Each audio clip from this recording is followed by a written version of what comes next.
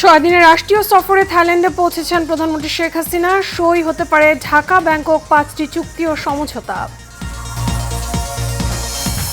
আজ ও আগামী কয়েকদিনে আরো বাড়তে পারে তাপমাত্রা, বলছে আবহাওয়া অধিদপ্তর। অসতর্কতায় বাড়ছে হিট স্ট্রোক, বলছেন বিশেষজ্ঞরা। উপজেলা নির্বাচন প্রার্থিতা নিয়ে মন্ত্রী এমপিদের স্বজনরা দলীয় নির্দেশনা না মানলে ব্যবস্থা, আবারও বললেন ওবায়দুল কাদের।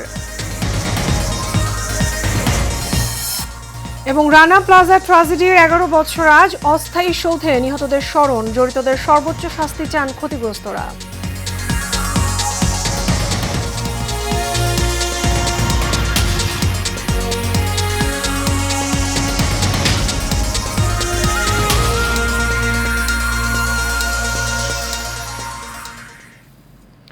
স্বাগত এশিয়ান নিউজে, আপনাদের সঙ্গে আছি আমি মিতা মৌসুমী। শুনছিলাম বিআরবি কেবল ইন্ডাস্ট্রিজ লিমিটেড সংবাদ শিরোনাম।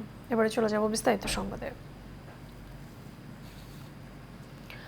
থাইল্যান্ডের প্রধানমন্ত্রী শ্রেথা থাভিসিনির আমন্ত্রণে 6 দিনের সরকারি সফরে ব্যাংকক পৌঁছেছেন প্রধানমন্ত্রী শেখ হাসিনা। স্থানীয় সময় দুপুর আনুমানিক 1:08 ব্যাংককের ডংমং আন্তর্জাতিক বিমানবন্দরে পা রাখেন তিনি। এ সময় প্রধানমন্ত্রী শেখ হাসিনা বিমানবন্দরে লাল গালিচা সংবর্ধনা দেওয়া হয়। ব্যাংককে তাকে আনুষ্ঠানিকভাবে স্বাগত জানান থাইল্যান্ডের প্রধানমন্ত্রী শ্রেথা থাভিসিন। এদিকে আজই থাইল্যান্ডের গভর্নমেন্ট হাউসে দ্বিপক্ষীয় বৈঠক হবে দুই প্রধানমন্ত্রীর। দুই দেশের মধ্যে দ্বিপক্ষীয় সম্পর্ক জোরদার করতে তার সফর।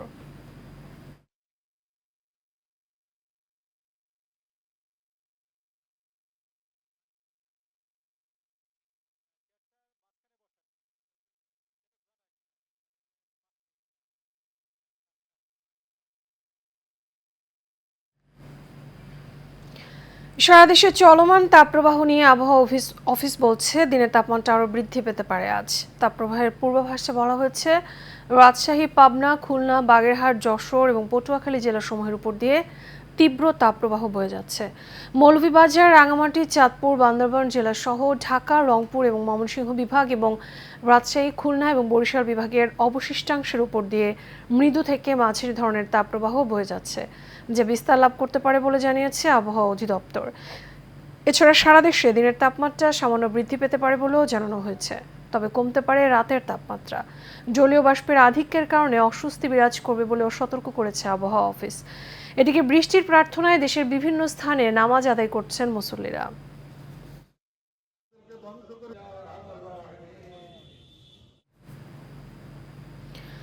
তীব্র এই গরমে দেশের সব শ্রেণী পেশার মানুষের আতঙ্কের আরেক নাম হিটস্ট্রোক।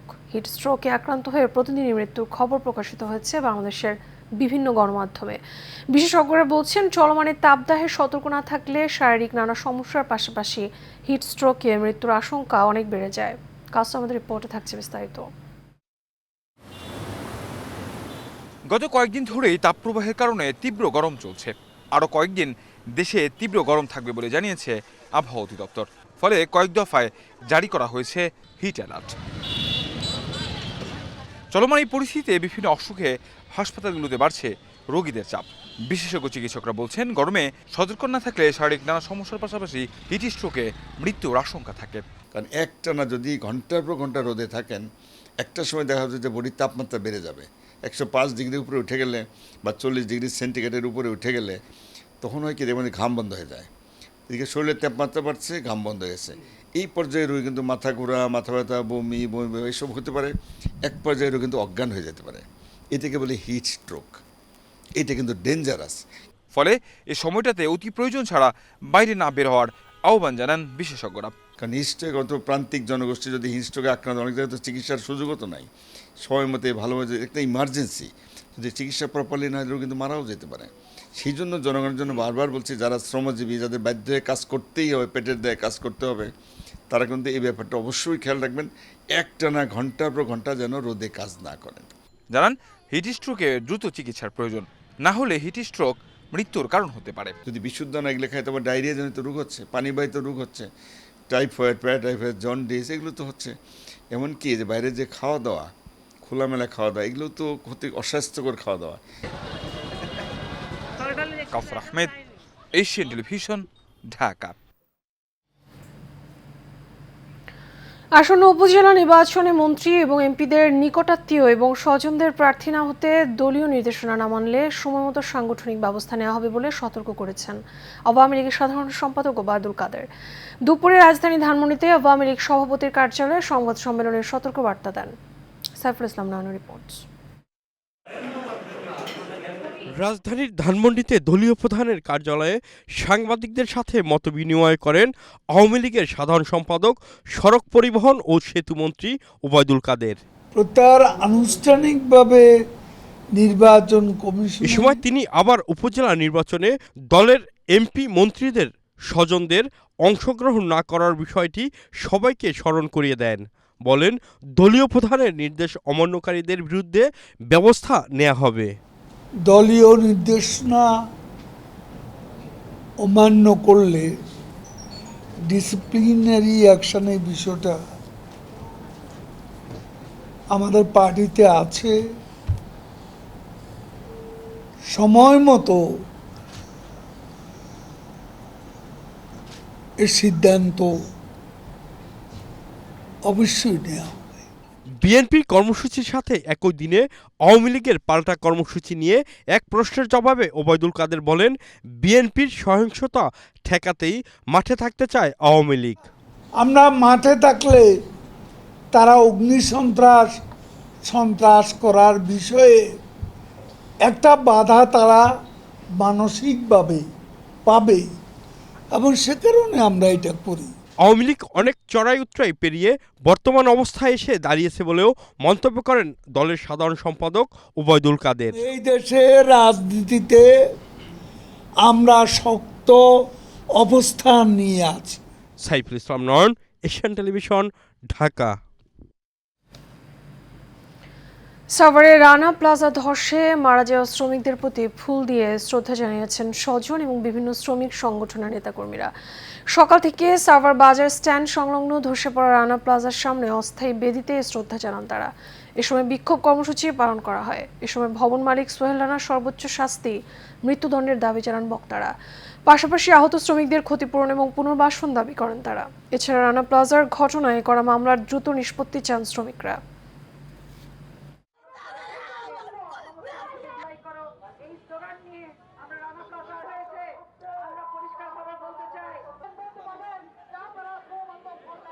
আজ যদি আমাদের ছেলেরা বাইসে থাকতো, আজকে 25-30 হাজার টাকা মাসে তুললো, 20,000 টাকা মাসে তুলতো। আমি বহু জায়গায় আমার মেয়ের খুঁজতে 11 দিন পরে অত সুন্দর মাঠে আমার ছেলে লাশ পাইছে। ধ্বংস হওয়ার পর আর লাশ পাইনি, আমি 14 দিন পরে আমি লাশ পেয়েছি।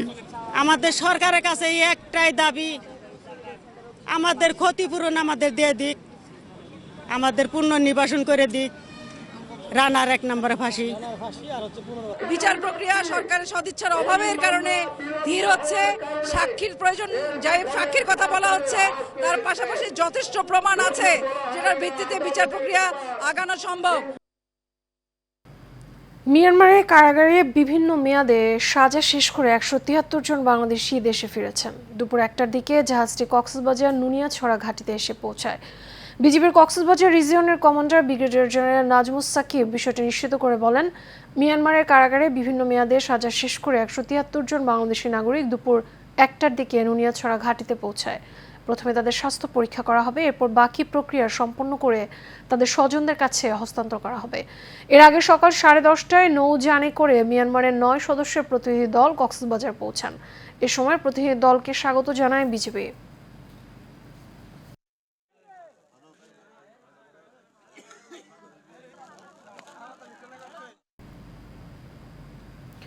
ফরিদপুরের মধুখালীতে 2 সহোদর ভাইকে পিটিয়ে হত্যা এবং অনেককে আহত করার ঘটনায় উত্তপ্ত অবস্থা বিরাজ করছে। অভিযুক্তদের বিচারের দাবিতে সড়ক অবরোধ করেছে স্থানীয়রা। সকালে ফরিদপুর খুলনা মহাসড়ক অবরোধ করে বিক্ষুব্ধ জনতা। এর ফলে ওই এলাকায় তীব্র যানজট তৈরি হয়। পরে পুলিশের হস্তক্ষেপে পরিস্থিতি নিয়ন্ত্রণে আসে। এদিকে 4 প্লাটুন বিজিবি মোতায়েন করা হয়েছে। বিজিবির সদর দপ্তরের জনসংযোগ কর্মকর্তা মোহাম্মদ শরীফুল ইসলাম বিষয়টি নিশ্চিত করে জানান, জেলা প্রশাসনের ম্যাজিস্ট্রেটদের সঙ্গে ফরিদপুর সদর সহ মধুখালী উপজেলার বালিয়াকান্দি, পঞ্চপল্লীর কাছে এবং বাঘাটে বাজার এলাকায় যৌথ বাহিনীর সঙ্গে সমন্বয়ে টহল পরিচালনা করছে। বর্তমানে এলাকার পরিস্থিতি স্বাভাবিক রয়েছে।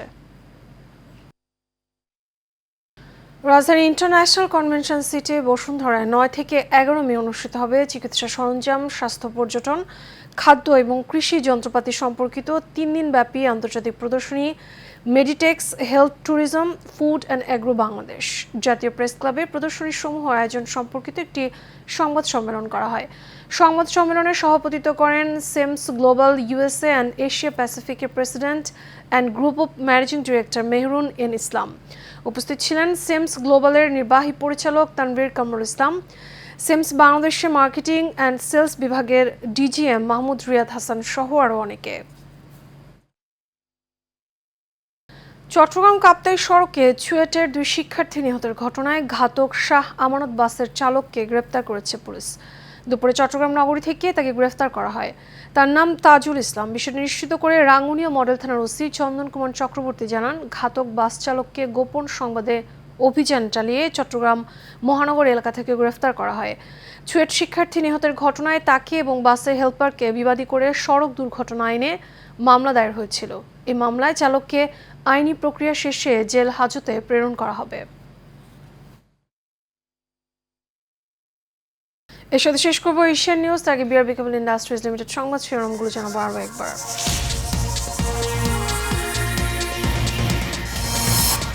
6 দিনের রাষ্ট্রীয় সফরে থাইল্যান্ডে পৌঁছেছেন প্রধানমন্ত্রী শেখ হাসিনা। সই হতে পারে ঢাকা ব্যাংকক 5টি চুক্তি ও সমঝোতা।